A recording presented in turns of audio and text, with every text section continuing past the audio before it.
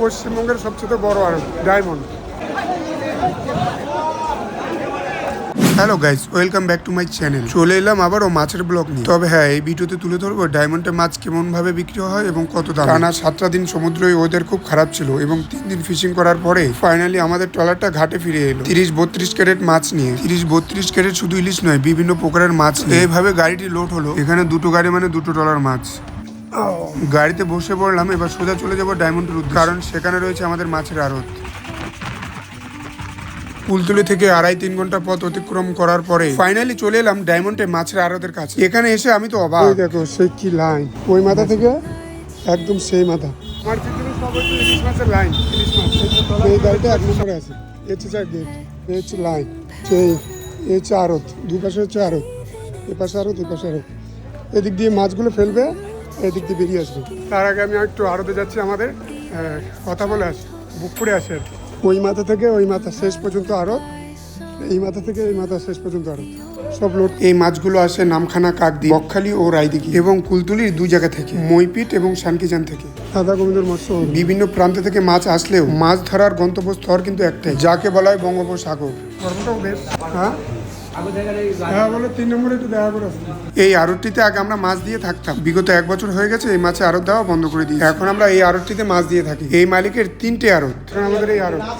এই ডায়মন্ডে টোটাল 90 থেকে 100 খানা আড়ত রয়েছে, আর তার চাইতে দ্বিগুণ বেশি রয়েছে হিমঘর। এভাবে মাছ ওঠে, এভাবে মাছ নামানো হয়। আপনারা যদি ডায়মন্ডে কেউ এসে থাকেন, কেউ মিস করো না যেন। এই আড়তের কাছে এসে একবার হলো ঘুরে যাই। মেলার চেয়ে তো আনন্দ অনেক বেশি, এমন অভিজ্ঞতা।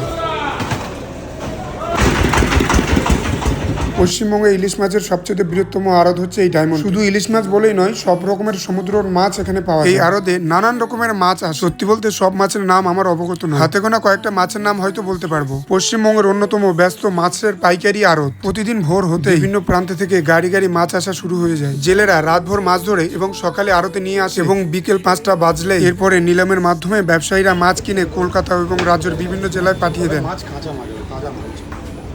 হ্যাঁ ভালো করেছি। 4টে কিংবা 4:30 শুরু হয়ে যায় মাছ বাছার কাজ, কেননা একটা ক্যারেটে বিভিন্ন প্রকারের মাছ থাকতে পারে। 5টা বাজতেই শুরু হয়ে গেল মাছের নিলাম। ডায়মন্ড বাজারে কি ভিড়, প্রচন্ড ভিড়।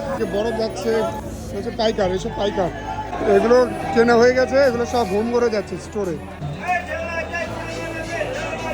ভিড়, বিশাল ভিড়।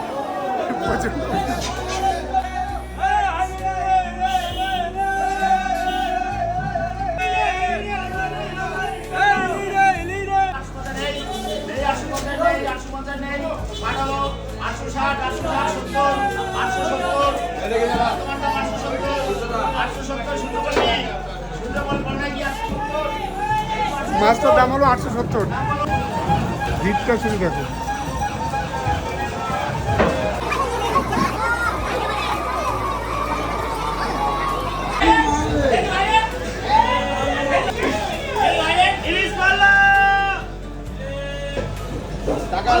এনার দায়িত্ব হলো কে কত পাল্লা মাছ নিয়ে গেছে তার হিসাব রাখা, আর আমি হিসাব করছি আমাদের ট্রলারের কত মাছ বিক্রি হচ্ছে সেই। আমাদের ট্রলারে ইলিশ মাছটা গেছে এভারেজ 950 টাকা। ফাইনালি আমাদের ট্রলারের মাছ বিক্রি হয়ে গেল। দেখা হবে পরবর্তী কোনো ভিডিওতে।